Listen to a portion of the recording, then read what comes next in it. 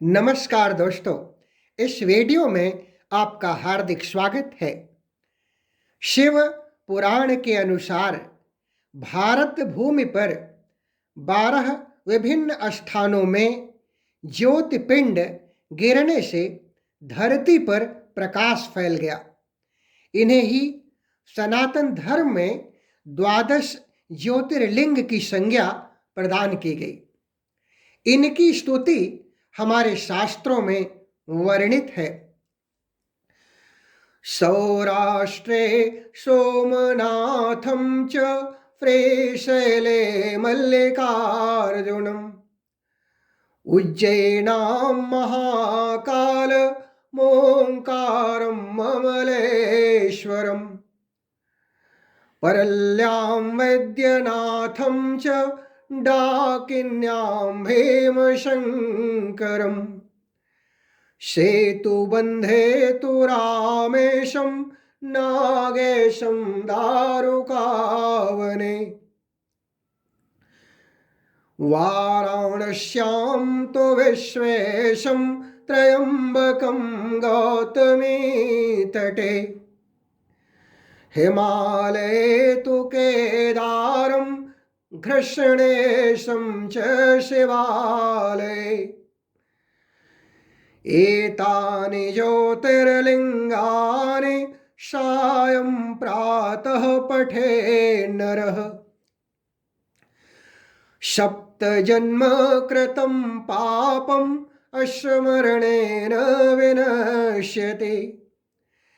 जो मनुष्य प्रतिदिन प्रातः काल और संध्या के समय इन 12 ज्योतिर्लिंगों का नाम लेता है, उसके 7 जन्मों का किया हुआ पाप इन लिंगों के स्मरण मात्र से मिट जाता है। सोमनाथ ज्योतिर्लिंग भारत का ही नहीं अपितु विश्व का पहला ज्योतिर्लिंग माना जाता है। यह मंदिर गुजरात राज्य के सौराष्ट्र क्षेत्र में स्थित है। ऐसी मान्यता है कि इस शिवलिंग की स्थापना स्वयं चंद्रमा ने की थी।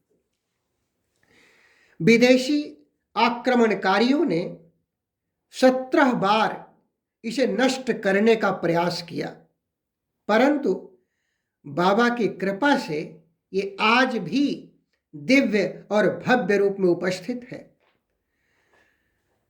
पुराणों के अनुसार श्री सोमनाथ की स्थापना की कथा कुछ इस प्रकार है।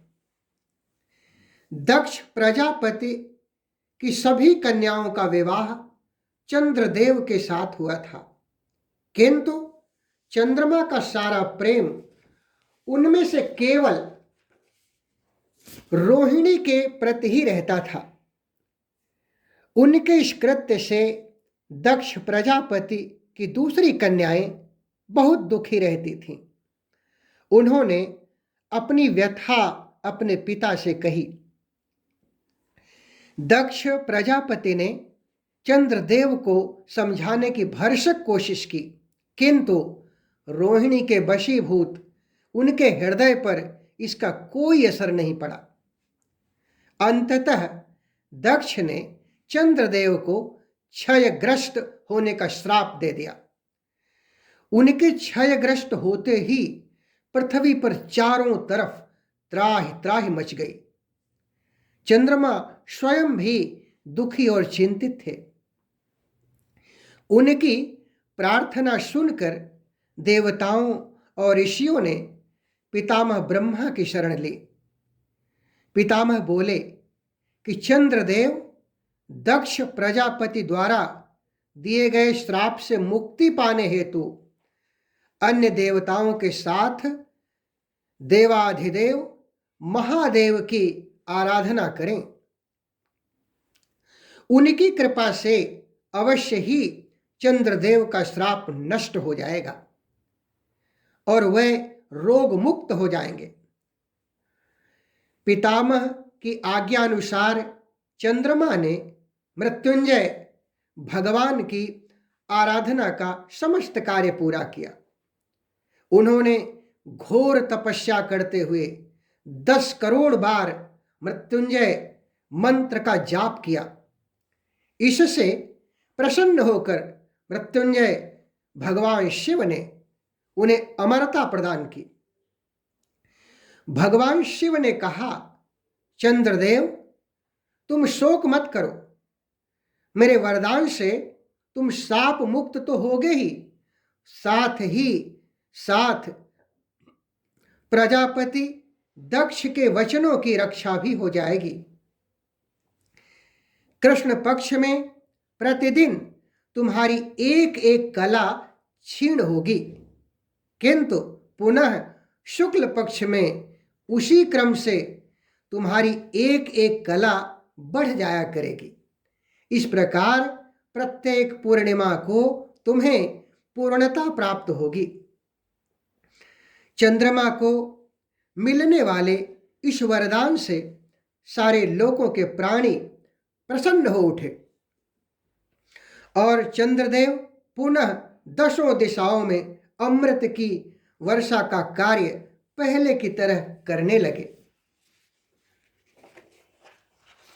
शाप से मुक्त होकर चंद्रमा ने अन्य देवताओं के साथ मिलकर मृत्युंजय भगवान से प्रार्थना की कि आप माता पार्वती के साथ सदा के लिए प्राणियों का उद्धार करने हेतु यहाँ निवास करें। भगवान शिव उनकी इस प्रार्थना को स्वीकार करके ज्योतिर्लिंग के रूप में माता पार्वती के साथ तभी से यहाँ निवास करते हैं।